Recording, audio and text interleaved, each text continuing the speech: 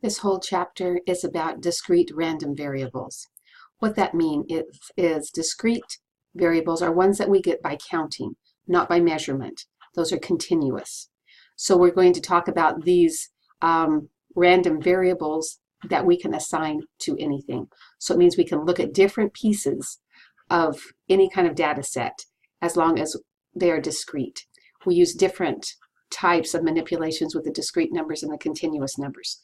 So it's just a definition thing. So the main one that we're going to be talking about today is the probability distribution function and the binomial distribution. It's a specific type of probability distribution. We're going to be looking at the mean or expected value and the standard deviation of this distribution. And in your book, and a little bit on one of the later PowerPoints, there'll be a little bit about geometric distribution, hypergeometric, and the Poisson. We're not going to be talking about those too much. I don't have a lot required from them. Just familiarize yourself with what they are and when they're used. But mostly we're going to be talking about the binomial distribution. So a random variable notation, we're just here talking about what these different letters mean when we are using this notation. Uppercase letters, usually X and Y, are going to be talking about the random variable, what we're looking at in the particular data set. Lowercase letters, X and Y, denote the value of that random variable. And that seems like it's the same thing, but there's an example given here. Capital X is going to represent the number of heads you get when you toss 3 fair coins. So that small x could then take on the value of 0 or 1 or 2 or 3. So that is the difference between the capital letters and the small letters. One is the actual numbers from those experiments, and a capital letter actually is in words what we're looking for. I hope that makes a little bit more sense than this definition. So what does this look like? A probability distribution function for a discrete random variable. Remember, discrete is from counting, so we're going to be having those only set numbers in the counting. Let's see if I can get this all the way in the picture. Slide down a bit. You don't need to see the title. It's more important that you see the chart. So discrete probability function, distribution function, wow, has 2 characteristics.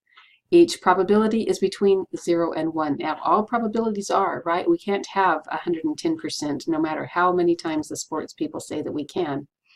It also means that the sum of all the probabilities is 1. That also means that we're talking about every single possibility because it all adds up to one whole.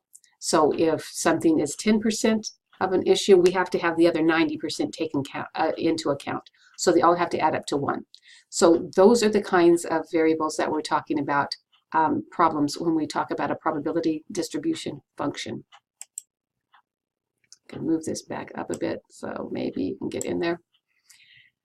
The mean is also called the expected value. What number do we expect it to be? Meaning, what is the average?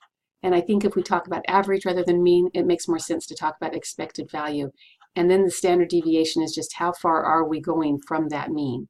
That mean is kind of where we are, that expected value, and then the standard deviations go on either side of it. So we're going to be talking about those values and how to figure those out. Here we have some expected values. How do we figure out the expected values? Remember what that means? It's the mean, or all the way down the bottom you see that little u, mu, and that's what we're going to be figuring out. Here's a chart over here. Let me see if I can get a pencil so you can see where I'm pointing. Maybe. Okay. Over here we have this chart. That kind of works, right? And our x can take on 3 different values. This one is talking about a soccer team. They can score 0, 1, or 2 days a week. Okay. So the probability that they play 0 days, oh, it's how many days they play 0 days is 0.2. And that they will play 1 day is 0.5, and 2 days is 0.3. So when we add all of these up, they have to equal one whole. It takes care of all of the different probabilities that we're talking about.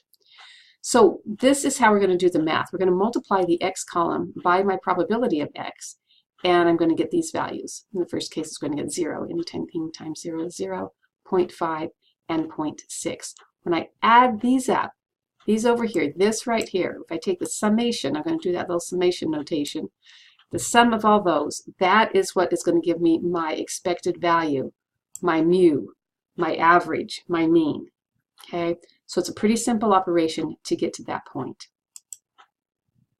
Close my pencil, and then I think I can, yes, okay.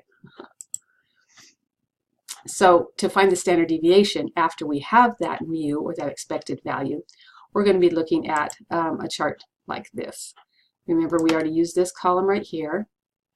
We already used this column, and we multiplied them together. This is what we added up to get our expected value, or our mu. Now we're going to take that mu, in this case it was that 1.1. We're going to take each of these values over here, each x, and subtract mu. That's what this tells me right here, x minus mu. So x, in this case, is 0, minus the mu is 1.1. Then we square that quantity and multiply it by our probability. So that's an equation right here, and these are the results we get when we just put those maths into our calculator. And we get those three numbers. So step by step, it looks like a really confusing formula up here, but you just take it one thing at a time. If you have it in a chart form, you can just do one section by the other, and you can get the answer over here. So when we get all these, we're going to add them up, summation notation, and this number right here is my variance. My variance is something that I need to take the square root of to get my standard deviation. So variance is usually written as theta squared, if you can read this freehand writing, and that's what this number is right here.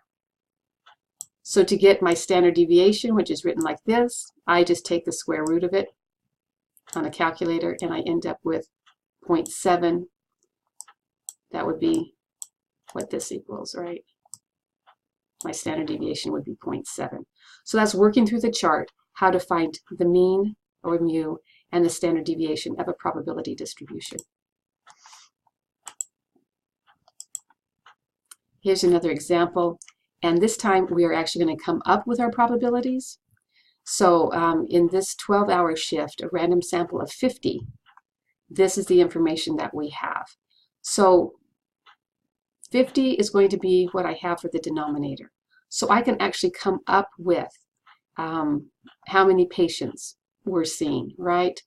So in the 0, how many rings, I think this is how many rings they ring the nurse during a 12-hour shift. So they ring it from 0 to 5 times. So they rang it 4 times. 4 times you had people ring it 0 times. If that makes any sense. 8 out of the 50 rang it once. 16 out of the 50 rang it twice, and so forth. So these are the numbers that we are going to use to actually get those expected values. We are going to take those and make them into our probabilities.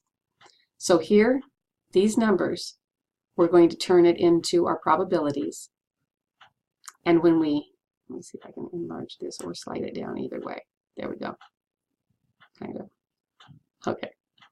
So to find our expected value, we need to actually add these up, right?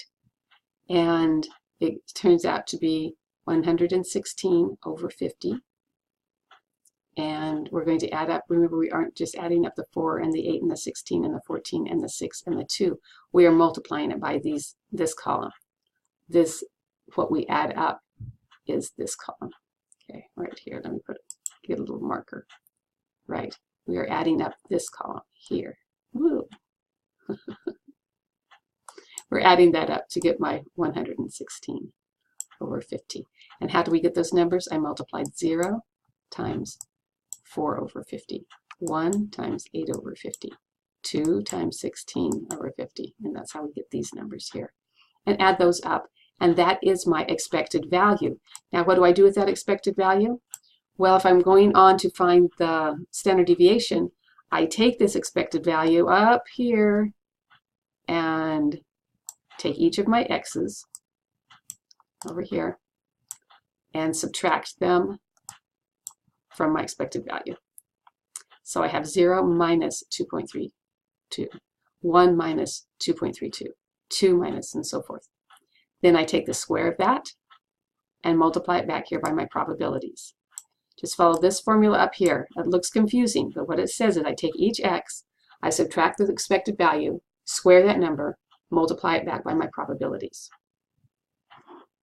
And I think that maybe it's on my next slide. Let me check. Yeah. So if I kind of move this down a little bit so you can see where here we have our mu that we got on the first slide. And then when we add all of these up, we get the variance, and I need to take the square root of this number, and then I get my standard deviation. As you do this a few times, you will get to where it will become fairly easy. You'll understand the columns a little bit more, but I think stepping it out this way, you should be able to proceed to some of the homework assignments and get a little understanding as you read the book. Thanks.